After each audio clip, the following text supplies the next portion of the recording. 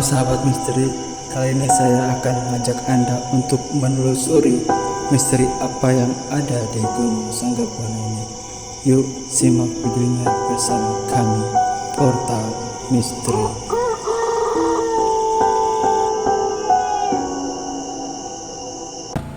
Assalamualaikum warahmatullahi wabarakatuh.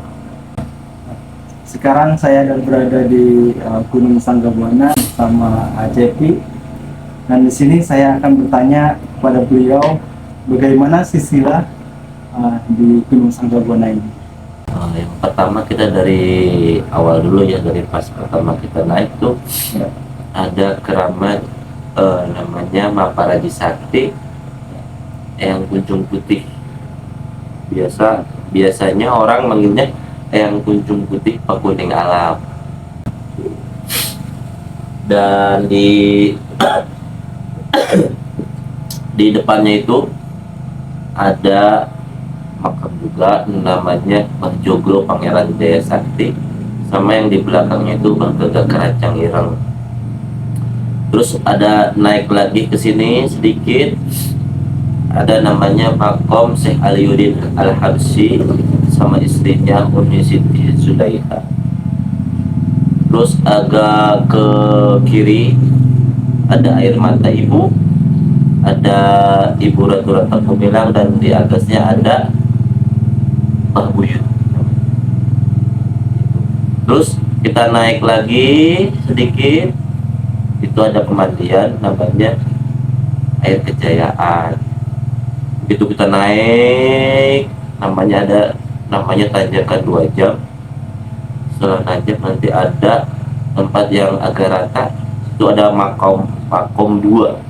Biasa orang menyebutnya makom 2. Nah terus nyampe puncak, nah di situ ada beberapa makam, mungkin lebih dari 5. Salah satunya yang paling terkenal tuh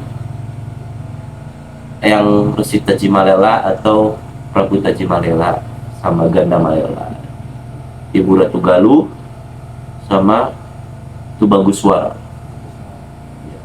Di sini petilasan semua atau ada makam?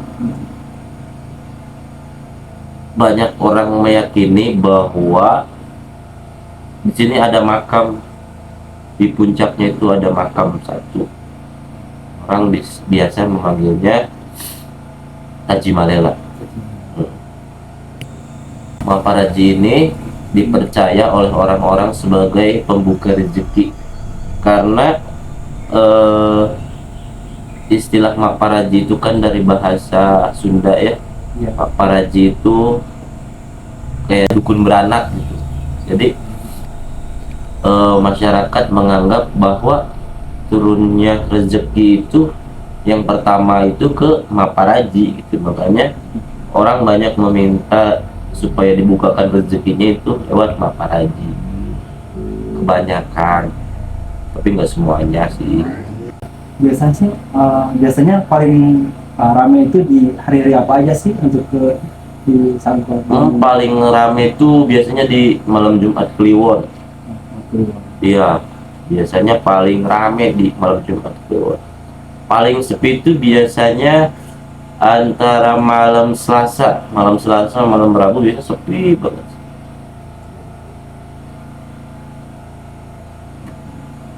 Atau di hari-hari tertentu ada juga? Biasanya tuh paling di bulan-bulan tertentu ya, paling kayak bulan Mulud, bulan Muharram tuh paling banyak pengunjung, bisa nyampe ratusan.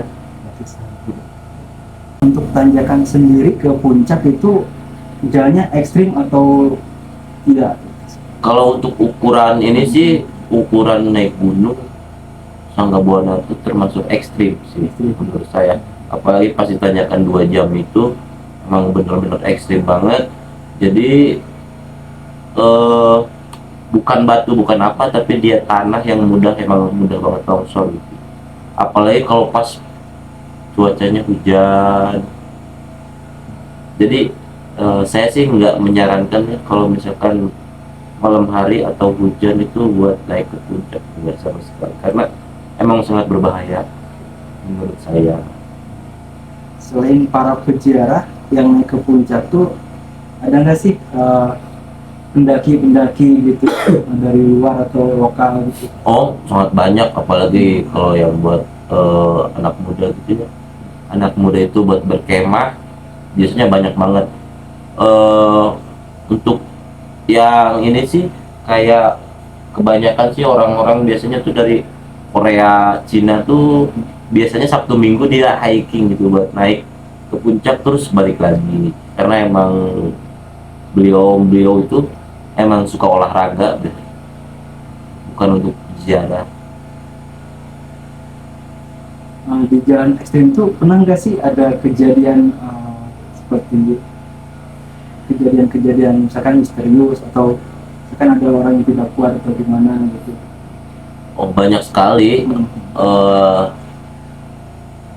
dari habis lebaran aja mungkin ada dua beberapa gitu yang orang yang meninggal gitu, dan view itu ya, di jalan dia tuh nggak kuat naik gitu, nggak tahu apakah faktor kelelahan terus dia maksain, terus dia nggak kuat gitu, terus jatuh ya meninggal gitu. Banyak sekali. Sama di sini juga, apalagi kalau kita harus tuh yang dijaga tuh Stamina gitu ya. stamina, terus perilaku kita gitu, jangan asal ucap aja. Itu aja sih pesennya tuh dari kayak aja dari juru kunci, dari orang-orang sekitar tuh yang dijaga tuh ucapan gitu, ya perilaku, adab. Pesan yang lain untuk para pendaki atau peziarah boleh sampaikan di sini. Kalau buat para pendaki sih ya, yang pertama tuh jangan buang sampah sembarangan sih. Ya, itu udah pasti.